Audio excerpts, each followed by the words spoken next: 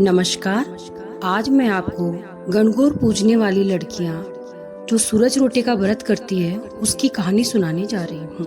गणगौर पूजने वाली लड़कियां किसी भी रविवार को सूरज जी के रोटे का व्रत करें। एक पाटे पर जल भरकर लोटा रखे, उस पर रोली से स्वास्तिक साठिया बनावे। एक कलश रसोई बनाने के लिए जल भरे। कच्चे सूत का 8 तार का 8 गांठ का डोरा और 8 गेहूं के दाने हाथ में लेकर कहानी सुने। उसके बाद कलश के जल से बिना नमक के रसोई बनावे एवं एक रोटा बीच में छेद वाला और एक रोटा बिना छेद वाला बनाए। अब सुनिए कहानी। एक माँ बेटी थी, दोनों सूरज जी का व्रत करती थी। एक बार सूरज जी के व्रत के दिन माँ पानी भरने के लिए गई तो बेटी को 2 रोटी बनाने की कह कर गई। एक बड़ा रोटा माँ का, एक छोटा रोटा बेटी का, क्योंकि इस व्रत को रोटा पूरा खाना चाहिए, जूठा नहीं छोड़ना चाहिए और एक रोटा ही खाते हैं। बिना नमक मिलाए रोटा बनाते हैं यानी अलोड़ा। लड़की माँ का रोटा बना रही थी कि सूरज जी एक साधु बाबा के भेष में भिक्षा मांगने आ गए। लड़की ने कहा, ये रोटा तो मेरी माँ का है बाबा, बैठो, अभी मेरा रोटा बनेगा तब ले लेना। बाबा ने कहा, देना है तो दे दो, नहीं तो मैं जा रहा हूँ। लड़की ने माँ की रोटी से टुकड़ा तोड़कर दे दिया और माँ आई तो रोटी टूटी देखकर बहुत नाराज हुई और बोली, दिए बाई दिए दे, रोटा माली कोर दे, मारो देवण सारो दे। न हे लड़की, मेरी रोटी का टुकड़ा दे दे, मेरी रोटी दे दे पर साबुत दे। वह लड़की को मारने लगी। लड़की मार से बचने के लिए जंगल में चली गई और एक पेड़ पर चढ़कर बैठ गई। सूरज भगवान ने सोचा, लड़की को अपने कारण घर से निकलना पड़ा, इसलिए इसकी रक्षा अपने को ही करनी पड़ेगी। सूरज जी भगवान रोज चूरमे का एक लड्डू और एक पानी का लोटा भेज देते थे। लड़की मजे से खा लेती, पी लेती और बैठी रहती। एक दिन एक राजा शिकार खेलता हुआ उधर से आ निकला। थकान के कारण राजा पेड़ के नीचे लेटकर विश्राम करने लगा। उसने नाई से कहा, नाई, कहीं से एक चुल्लू पानी मिल जाता तो प्राण बच जाते, प्यास से जान निकली जा रही है। उसी पेड़ के ऊपर ब्राह्मण की बेटी बैठी हुई थी। उसने लोटे में से एक चुल्लू पानी डाल दिया और राजा से कहा, नाई, आधी जान तो बच गई, एक चुल्लू पानी और मिल जाता तो आधी जान और बच जाती। लड़की ने एक चुल्लू पानी और डाल दिया और राजा ने कहा, नाई, तू ऊपर चढ़, ऊपर अवश्य कोई है, कहे कहे पानी कहाँ से आ रहा है। नाई ऊपर चढ़ गया और ऊपर लड़की ने कहा, नाई, तू लड्डू खा जा, पानी पी जा, पर नीचे जाकर राजा से कह देना कि ऊपर कोई नहीं है, क्योंकि राजा मुझसे न जाने कैसा व्यवहार करे।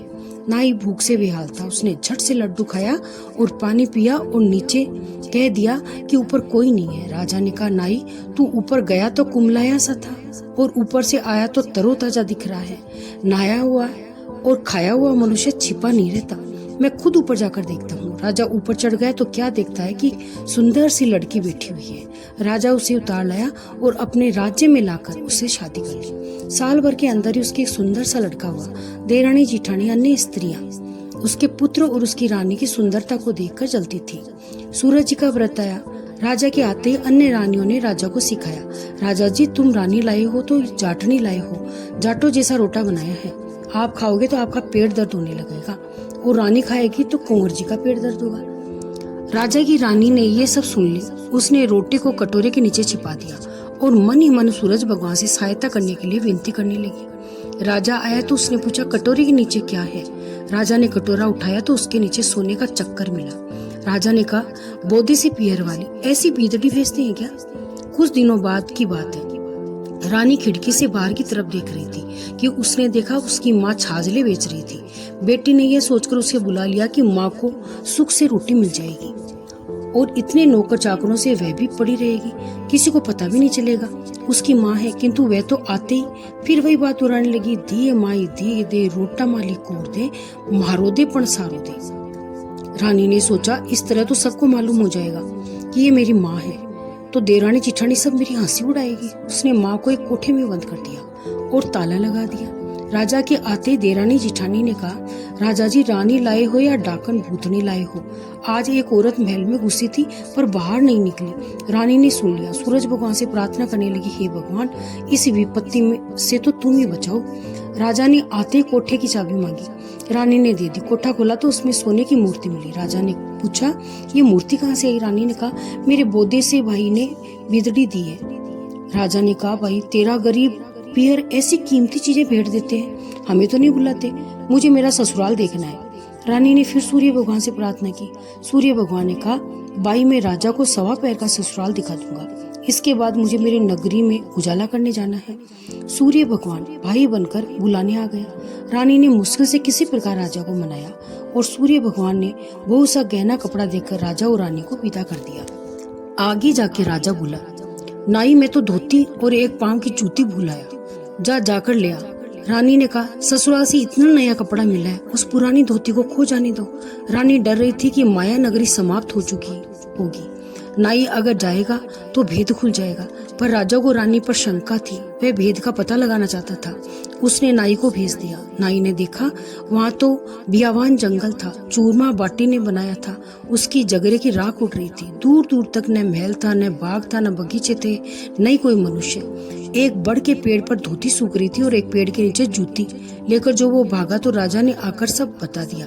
राजा ने तलवार निकाली और रानी से पूछा, सच सच कह, ये क्या माजरा है? रानी ने सब कुछ सच सच कह सुनाया। इस प्रकार सूर्य भगवान के व्रत से ब्राह्मण की कन्या को राज सुख प्राप्त हो गया। जैसा सुख उसे मिला वैसे कहानी कहने वाले और सुनने वाले सबको प्राप्त हो। बोलिए सूर्य नारायण भगवान की जय। इसके बाद सुनिए गणेश जी की कहानी। एक बार गणेश जी एक छोटे बालक के रूप में चिमटी में चावल और चमचे में दूध लेकर निकले। वे हर किसी से कह रहे थे, कोई मेरी खीर बना दो, कोई मेरी खीर बना दो। एक बुढ़िया बैठी थी, उसने कहा, ला मैं बना दूं। वह छोटा सा बर्तन चढ़ाने लगी, तब गणेश जी ने कहा, दादी माँ छोटी सी भगोनी मत चढ़ाओ, तुम्हारे घर में जो भी सबसे बड़ा चरू हो वही चढ़ा दो। बुढ़िया ने वही चढ़ा दिया। वह देखती रह गई, वह तो पूरा भर गया। गणेश जी ने कहा, दादी माँ मैं नहाकर आता हूँ, खीर तैयार हो जाए। तो बुढ़िया के पोती पोती खीर खाने के लिए रोने लगे। बुढ़िया ने कहा, गणेश जी तेरे भूख लगना, कहकर चूल्हे से थोड़ी सी खीर डोली और कटोरी भर भर कर बच्चों को दे दी। पड़ोसन ऊपर से देख रही थी। बुढ़िया ने सोचा चुगली खा जाएगी, सो कटोरा भरकर उसे पकड़ा दी। बेटे की बहू ने चुपके से एक कटोरा खीर खाई और कटोरे को चक्की के नीचे छुपा दिया। अब तो गणेश जी नहीं आया। बुढ़िया को बहुत भूख लगी थी। वह कटोरा खीर भरकर किवाड़ के पीछे बैठकर एक बार फिर कहा, गणेश जी तेरे भूख लगना, और खाना शुरू कर दिया। तभी गणेश जी आ गए। बुढ़िया ने कहा, आजा रे गणेशा, खीर खा ले, मैं तो तेरी राह देखते थे थक गई। गणेश जी ने कहा, दादी माँ मैंने तो खा ली। बुढ़िया ने कहा, कब खाई?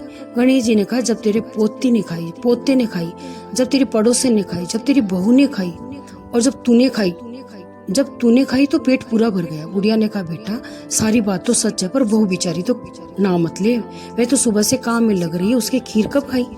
तो गणेश जी ने कहा, चाकी के नीचे देख, जूठा कटोरा पड़ा है, तूने जो मेरे भोग लगाया तो वैसे ही खा गई। बुढ़िया ने कहा, बेटा घर की बात घर में रहने दे, बता बची हुई खीर का क्या करूं? गणेश जी ने कहा, नगरी जिमा दे, पर चरू पूरा ही भरा रह गया। राजा को पता चला तो बुढ़िया को बुलाया, क्यों रही ऐसी, चरू तेरे घर में सोवे या हमारे घर में सोए? बुढ़िया ने कहा, राजा जी आप ले लो। राजा जी ने खीर का चरुआ महल में मंगवा लिया। लाते खीर में कीड़े मकोड़े बिच्छू कंसले हो गए, दुर्गंध आने लगी। राजा ने कहा, बुढ़िया चरुआ वापस ले जा, तुझे हमने दिया। बुढ़िया ने कहा, राजा जी आप देते तो पहले भी कभी देते थे, ये चरवा तो मुझे गणेश जी ने दिया है। बुढ़िया ने चरवा वापस लिया, लेती सुगंधित खीर हो गई। घर आकर बुढ़िया ने गणेश जी से पूछा, बची हुई खीर का क्या करूं? गणेश जी ने कहा, झोपड़ी के कोने में खड्डा खोदकर गाड़ दे, उसी जगह सुबह उठकर वापस खोदेगी तो धन के 2 चरवा मिलेंगे। ऐसा कहकर गणेश जी अंतर्ध्यान हो गए। जाते समय झोपड़ी के लात मारते गए और झोपड़ी के स्थान पर महल हो गया। सुबह बहू ने फावड़ा लेकर पूरे घर को फावा, लेकिन खोद दिया पर लेकिन कुछ भी नहीं मिला। बहू ने कहा, सासू जी थारो गणेश तो झूठो। सास ने कहा, बहू मारो गणेश तो झूठो को नहीं है, ला मैं देखो। वह सुई लेकर खोदने लगी तो टन की आवाज आई।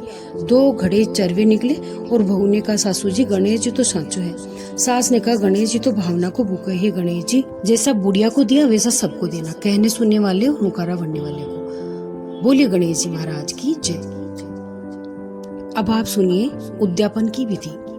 सूरज भगवान का उद्यापन इतवार को होता है। होली के बाद और गणगौर से पहले किसी इतवार को यह उद्यापन करना चाहिए। पहले दिन मेहंदी लगा ले। उद्यापन के दिन सिर नहाना चाहिए। इस दिन मोयन और अजवाइन डालकर नमक नहीं डाले। 2 रोट बनाने चाहिए, किनारे गूंथकर बीच में भी गूंथ कर डिजाइन कुछ भी बना ले। बीच में अंगूठे के निकल जावे जितना बड़ा छेद कर ले। किसी शीशे के ढक्कन को रख कर दबा देने से बन जाएगा। कोई भी रोटा बनाते समय टूटना नहीं चाहिए, इसका ध्यान रखिए। दूसरा रोटा खुद को बनाना है, वह इतना बड़ा बनाओ जितना खा सको, क्योंकि ये जूठा नहीं छूटते। ना ही रोटी लेते हैं। हाँ, हलवा, मिठाई या घेवर आदि ले सकते हैं। एक छोटी थाली में रोली, चावल, लच्छा मेहंदी, घेवर का टुकड़ा, जल का लोटा रख ले। पूजा का रोटा भी रख ले। रोटा नहीं बनावे तो एक घेवर रख ले। एक थाली में 8 घेवर, 8 प्लेट रख ले। एक अलग तस्तरी में एक घेवर और एक नारियल रख ले। एक आंगन में थोड़ी पीली मिट्टी और गोबर मिलाकर या फिर मिले तो गमले की मिट्टी खोदकर 8 घर का खेका लगा ले और चौका इस प्रकार लगाओ। फिर उस पूजन की सब सामग्री होली पर लिया जो सूरज जी का रोली से रंगा 8 तार का डोरा ले ले। फिर इस डोरे की पूजा करे। घेवर के टुकड़े से जिमा दे। रोट नहीं तोड़ना चाहिए। फिर उसी होली वाले जो में से आंखें हाथ में लेकर सूरज जी और गणेश जी की कहानी कहनी चाहिए। कथा सुनने के बाद सूरज जी को रोली का छींटा देकर घेवर से जिमावे। फिर डोरा हाथ में लेकर सूरज को अर्घ्य दे ले। जल कोई दूसरा छोड़ता जाए और व्रत वाली बोलती जाए, सूरज जी दिख्यो और दिख्यो जसोई टूट्यो। इस बार 7 प्रकार कहे और कथा सुनते हुए आंखें भी हाथ में रख ले। और फिर अर्घ्य इस प्रकार देना चाहिए। बाएं हाथ से घेवर का रोटा लेकर खड़े में देखते जावे और दाएं हाथ से पहले जल का छींटा, फिर रोली का छींटा देवे। चावल के दाने ऊपर फेंक देवे। फिर इस प्रकार घेवर से रोट और हलवे से जिमा देवे। एक औरत हाथ पर जल छोड़ती जावे और व्रत वाली औरत हाथ का थोड़ा सा जल लगातार उछालते हुए उस जल की धार के साथ नीचे आंखें भी थोड़े थोड़े गिराती जाए और ये कहती जावे कि सोना की सांकली, मोत्यारो हार, चौबाती को दीवलो, 4 पहर की रात, आम तले मारो सासरो, नीम तले मारो पीर, चारू गेला यूं बेवे, कीड़ी किसी नार। उद्यापन के दिन सूरज का व्रत और सूरज से अर्घ देवे और जियो पूत वीर भरतार। 1 2 3 4 5 पानी उछालते हुए 8 तक गिनती बोले। फिर एक घेवर, 1 प्लेट सास को पेड़ लगाकर दे देवे। एक घेवर अलग रख ले। नारियल और 5 रुपए लेकर देवर को दे देवे। बाकी बची प्लेट रिश्ते या अन्य औरतों को बांट देनी चाहिए। पूजा का घेवर और रोट जो भी ब्राह्मण हो या गाय हो उसको दे देवे। इस दिन खाना एक ही बार खाना चाहिए। सूर्य छिपने से पहले ही खा लेना चाहिए और सूर्य छिपने के बाद पानी भी नहीं पीना चाहिए। इस दिन नमक नहीं खावे और सूरज जी का उद्यापन अवश्य करना चाहिए। कहा जाता है कि गणगौर का उद्यापन करना हो तो पहले सूरज जी का उद्यापन करना चाहिए। गणगौर का उद्यापन करना ही पड़ता है। कोई जीते जी नहीं करे तो मृत्यु के बाद 12 ब्राह्मणी जिमाते हैं, तब कहते हैं नहीं तो आगे दूसरे लोक में गणगौर पानी नहीं पीने देती। बोलिए गणेश जी महाराज की जय, सूर्य भगवान की जय और गणगौर माता की जय। तो दोस्तों, अगर आपको ये पसंद आई हो तो हमारे चैनल पानी कथा स्पेशल को सब्सक्राइब करें, वीडियो को लाइक और शेयर करें और कमेंट सेक्शन में अपने विचार जरूर लिखें। तब तक के लिए धर्म और आस्था के इस सफर में जुड़े रहिए। जय श्री हरि।